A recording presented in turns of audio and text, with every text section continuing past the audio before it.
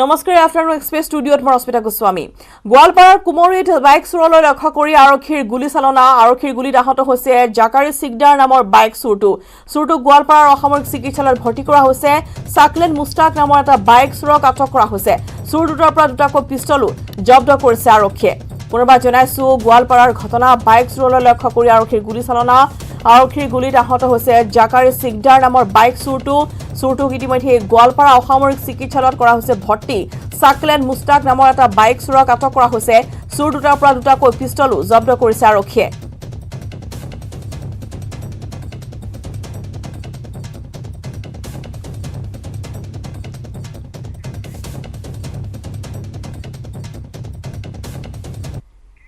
মহানগৰীৰ দ্বিতীয় দিনাও চলিল হেলমেট নিপিন্ধা বাইক চালক আৰোহীৰ বিৰুদ্ধে অভিযান গণেশগুৰিত আইন নমনা বাইকৰ চালক আৰোহীৰ বিৰুদ্ধে অভিযান বাইক চালক আৰু আৰোহীয়ে হেলমেট পৰিধান কৰাটো কৰা হৈছে বাধ্যতামূলক হেলমেট পৰিধান নকৰা চালক আৰোহীৰ পৰা 1000 টকাৰ জৰিমনা ভৰা হ'ব ইয়াৰ বিপৰীতে হেলমেট পৰিধান কৰা লোকক এপাক গোলাপেৰে সম্ভাষণ জনোৱা হয় ধন্যবাদ জনাইছো আজি মহানগৰীৰ দ্বিতীয়টো দিন আৰু চলিছে হেলমেট নিপিন্ধা বাইক আৰোহী আৰু চালকৰ বিৰুদ্ধে অভিযান গণেশগুৰিটো আইন নমনা বাইক চালকৰ বিৰুদ্ধে এনেদৰে অভিযান অব্যাহত আছে বাইক চালক আৰু আৰোহীয়ে হেলমেট পৰিধান কৰাটো বাধ্যতামূলক কৰা হৈছে আৰু হেলমেট পৰিধান নকৰা চালক আৰোহীৰ পৰা 1000 টকাকৈ জৰিমনা বিহা হৈছে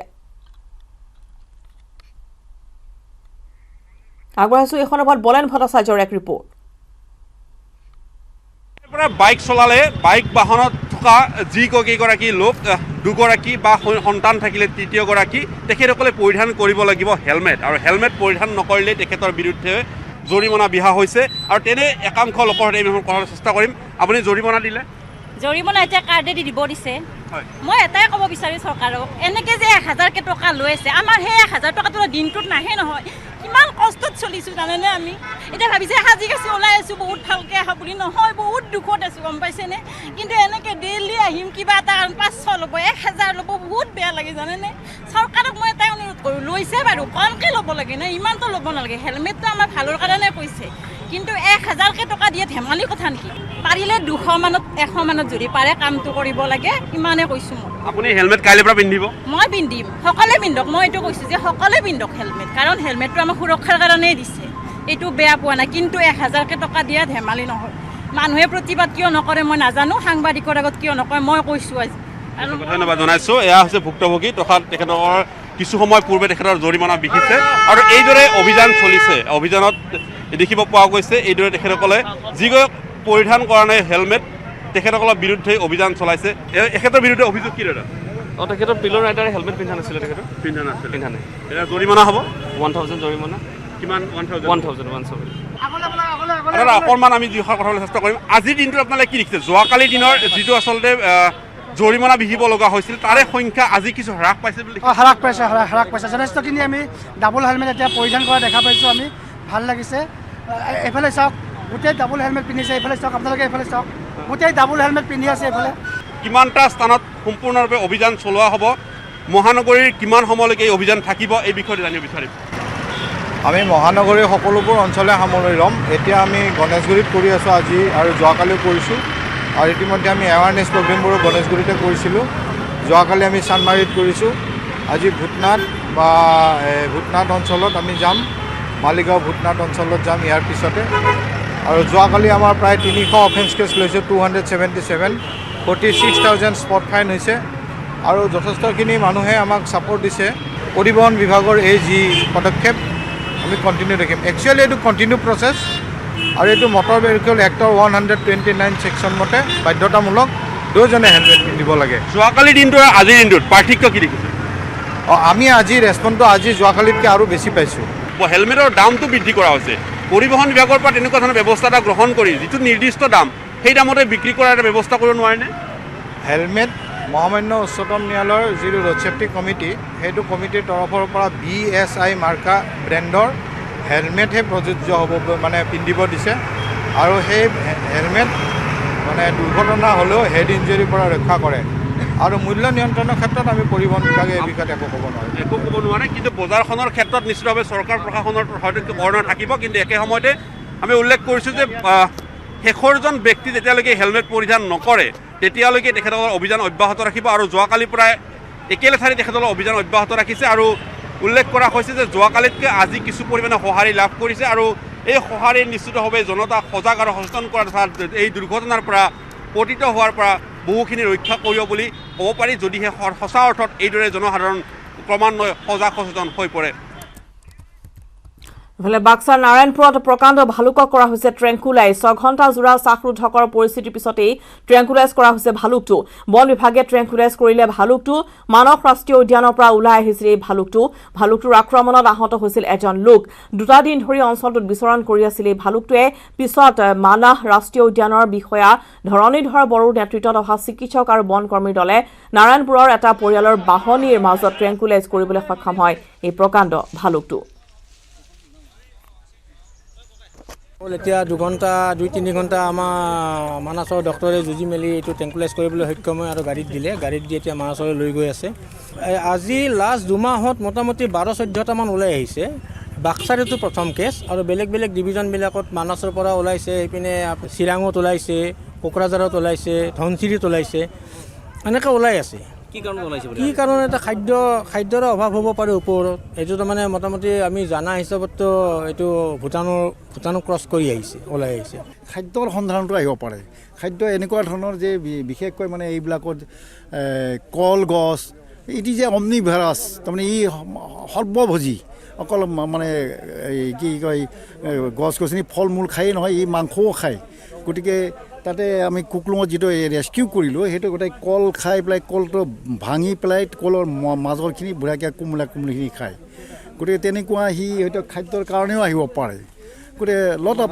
ফেক্টৰ্ছ আৰ দিয়াৰ খাদ্যৰ অভাৱ তেনেকুৱা মানে সেইটো এটা may be factor that is also' may be factor কিন্তু নট বিগ প্ৰব্লেম হয় ইফালে অনিমেষ ভূঞা হত্যাকাৰীৰ কলাগুণ্ডাৰ পিতৃ মোহন দাসৰ ফাঁচীৰ দাবীত আজি উত্তাল হৈ পৰিছে ডেৰগাঁও ৰাজপথলৈ ওলাই আহিছে হাজাৰ মহিলা ঘটনাৰ জড়িত সকলো অভিযুক্তকে শীঘ্ৰেই গ্ৰেপ্তাৰ দাবী জনাইছে প্ৰতিবাদকাৰীসকলে পুনৰবাৰ জনাইছো অনিমেষ ভূঞা হত্যাকাৰী কলাগুণ্ডাৰ পিতৃ মোহন দাসৰ ফাঁচীৰ দাবীটো উত্তাল হৈ পৰিছে ডেৰগাঁও আজিৰ দিনটোতো এনেদৰে হাজাৰ মহিলা ওলাই আহিছে প্ৰতিবাদী কাৰ্যসূচী ৰূপায়ণ কৰিছে সমগ্ৰ এই যি ঘটনা যোৰহাট যি কাণ্ড সংঘটিত হৈছিল সেই কাণ্ডত জড়িত সকলো অভিযুক্তকে শীঘ্ৰে গ্ৰেপ্তাৰ দাবী জনোৱা হৈছে আৰু ইতিমধ্যে 12 অভিযুক্ত আছে আৰক্ষীৰ জিমাত আৰু সকলোকে বিশেষকৈ যিগৰাকী ব্যক্তিৰ বাবে এই দুৰ্ঘটনাটি সংঘটিত হৈছিল মোহন দাস সেই মোহন দাসৰ ফাঁচীৰ দাবীত এনেদৰে ডেৰগাঁও মহিলাসকল ওলাই আহি উত্তাল প্ৰতিবাদী কাৰ্যসূচী ৰূপায়ণ কৰিছে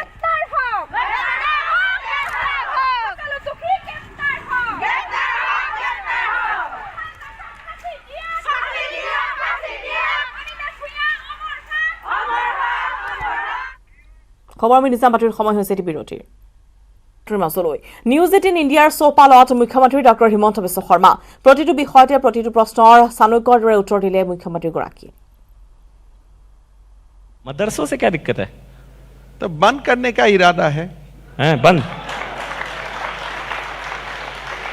पूरा 700 अराउंड 700 मदरसा बंद हो चुका है और बाकी मदरसा को कोई nursing school pharmacy school medical school ये सब बनाने का मन में इरादा है कितना संभव होगा नहीं जानता हूँ लेकिन इरादा वही है कि हमारा मुसलमान भाई बहन मदरसा में ना जाए उसका जगह में वो लोग डॉक्टर बने इंजीनियर बने समाज को रोशन करे मन में इरादा वो है कितना कर पाऊंगा वो पता नहीं 700 अभी तक हुआ है तो मदरसे बंद हो जाएंगे तो विरोध मतलब पूरा बैन मदरसे पूरा अभी स्कूल हो गया ना अच्छा जो 700 सरकार चलाता था मदरसा कांग्रेस का जमाना कोई वजह क्यों तो अभी मैंने स्कूल कर दिया लोग खुश है मैंने बच्चा को पूछा तो उसके रहते हुए भी मदरसे भी रहे स्कूल भी रहे नहीं पता नहीं आपका यह सजेशन है लेकिन मैंने जब स्कूल में गया मैं लोगों को पूछा क्या बनना चाहते है बेटा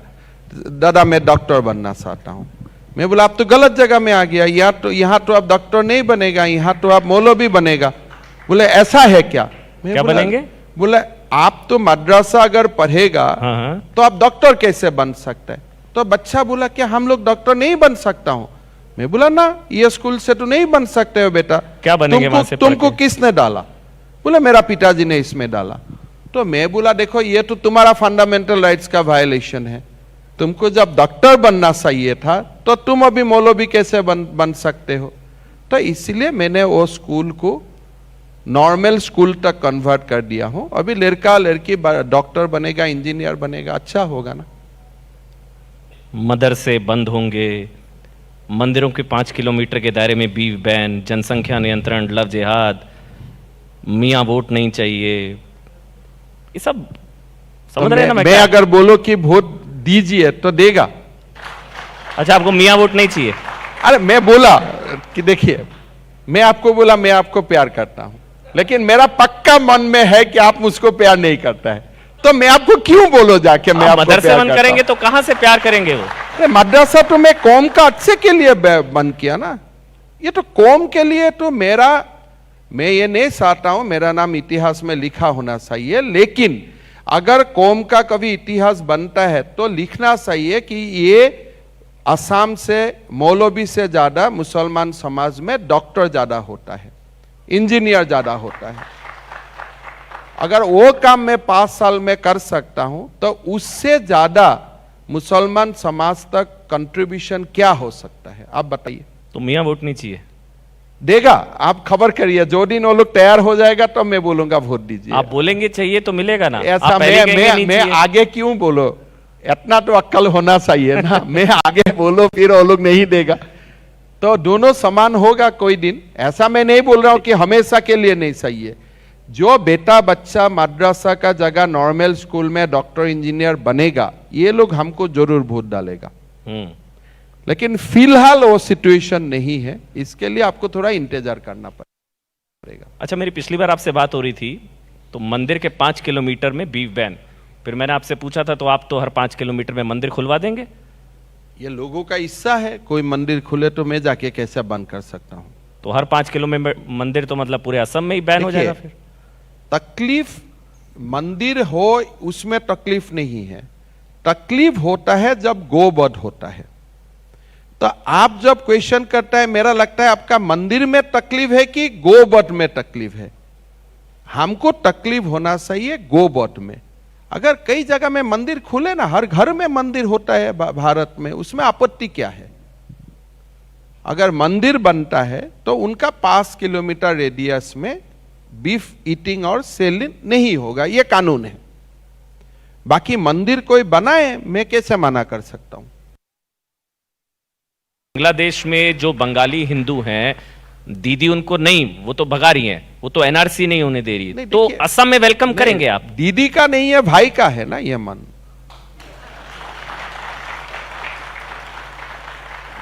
आप अगर दीदी का बात सुनता है तो भाई का भी बात सुन लीजिए।